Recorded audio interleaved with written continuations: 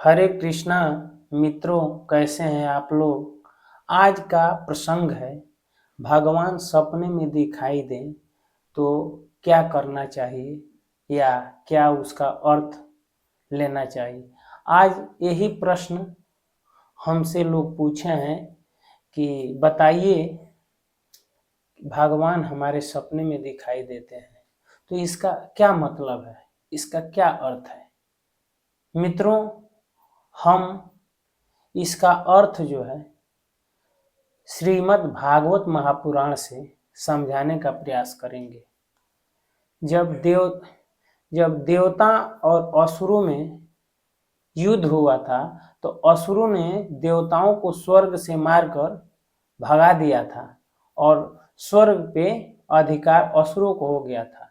तो देवताओं की जो माता थी अदिति, उन्हें बहुत कष्ट हुआ और उन्हें, भाई माता को तो बहुत कष्ट होता ही है, लेकिन उनके पति कश्यप मुनि तपस्या पर कहीं दूर चले गए थे।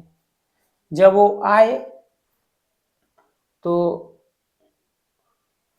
अदिति ने सब कुछ अपना दुख का कारण जब कश्यप मुनि पूछे कि देवी तुम्हारे चेहरे पे ये उदासी कैसी है, तो अदिति ने बताया कि हमारे पुत्रों के साथ ऐसा ऐसा हुआ है।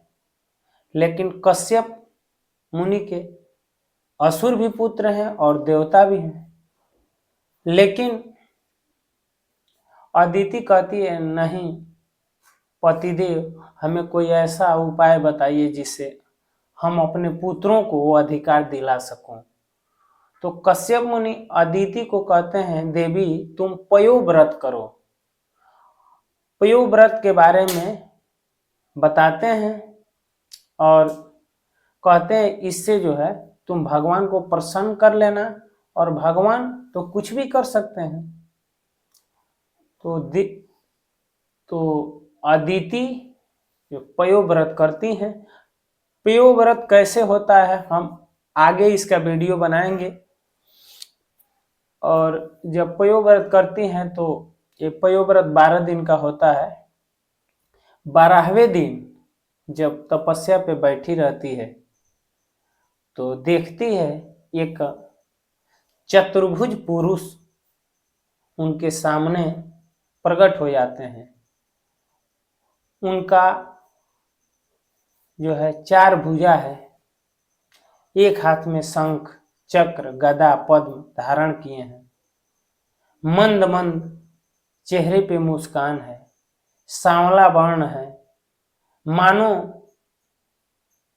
करोड़ों कामदेव को मोहित करने वाले छवि है उनका। उनका नयन जो है कमल के समान है, अद्भुत स्वर है।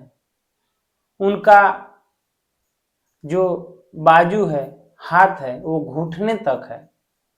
अद्भुत सुंदरता है जो वाणी से व्यक्त किया नहीं जा सकता।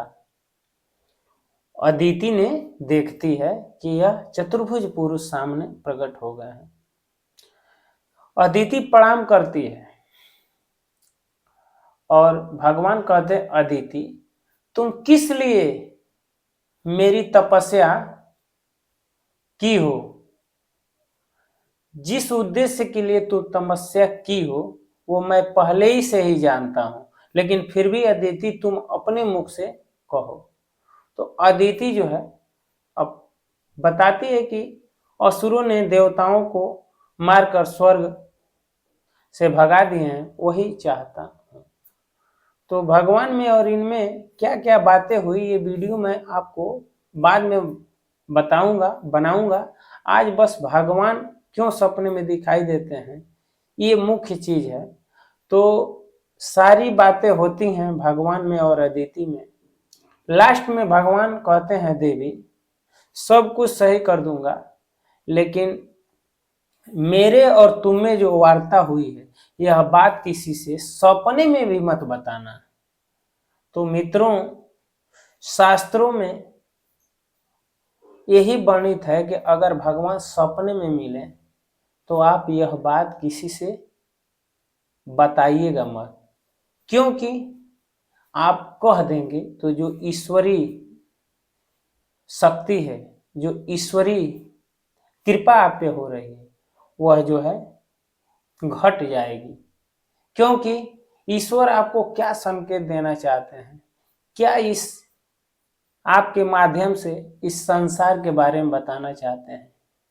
जब आप जो है तुरंत कह देंगे, आप में उस शक्ति को रखने की योग्यता ही नहीं है, तो भगवान आप पे क्या भरोसा करेंगे।